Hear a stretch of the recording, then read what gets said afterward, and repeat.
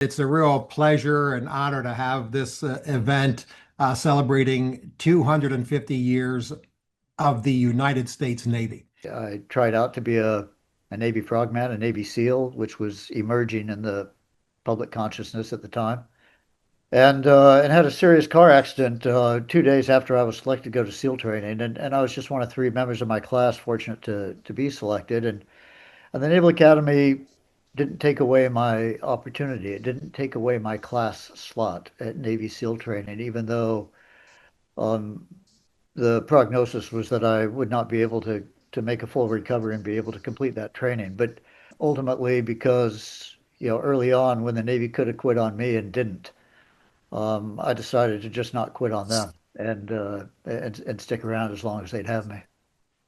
Always had this just desire to be, part of something bigger than myself. And I signed a contract and ended up being a Greenside corpsman. So the Marines are, we like to pick on them and say they're Department of the Navy, but they don't have any medical personnel with them. So they use Navy medical personnel.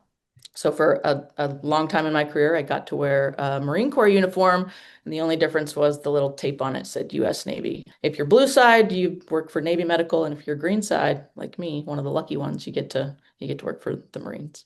And I wanted to be an airline pilot.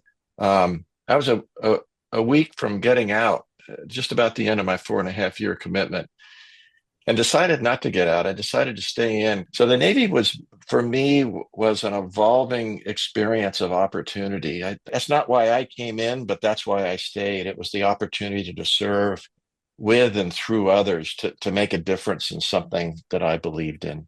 So Terrell, start off by telling us more about your service, in particular, how you landed as part of a cultural support team working alongside Navy SEALs, Army Rangers in Afghanistan. Really, the premise of the program was to train women to work alongside these special operations units that were going into Afghanistan and allow them to be able to engage with the 50% of the population that men couldn't engage with at the time. And especially when you're trying to get, intelligence, it's really important that you're talking to the other 50%. So yeah, deployed to Afghanistan on a rotation with, six wonderful women, and had the opportunity to work with special forces teams and deployed with the Navy SEAL team, SEAL Team 1, which was great. So, Admiral Olson, what are the main impacts that the Navy had on you? I think that basically things that are done well, things that are enduring in nature, things that have real value, are generally done by a small, high-performing team.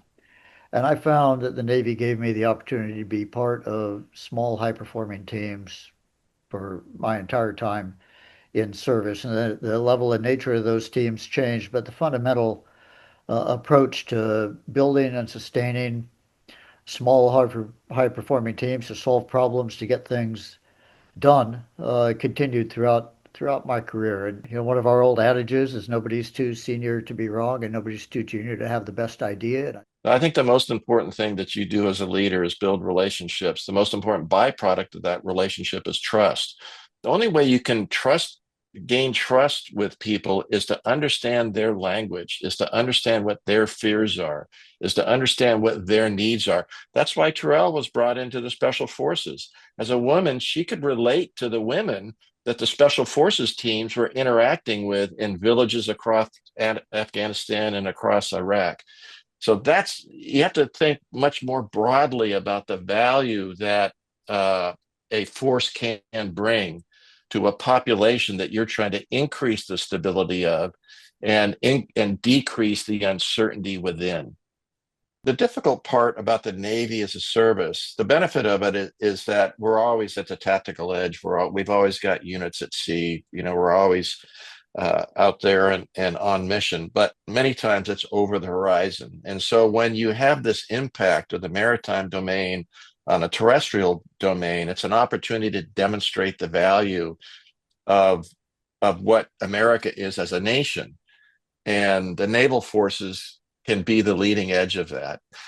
That's the value that I got when I talk about the Navy made me a better person. It's the value of recognizing not only an opportunity, but a obligation to make lives better, to demonstrate the value of what military service can do.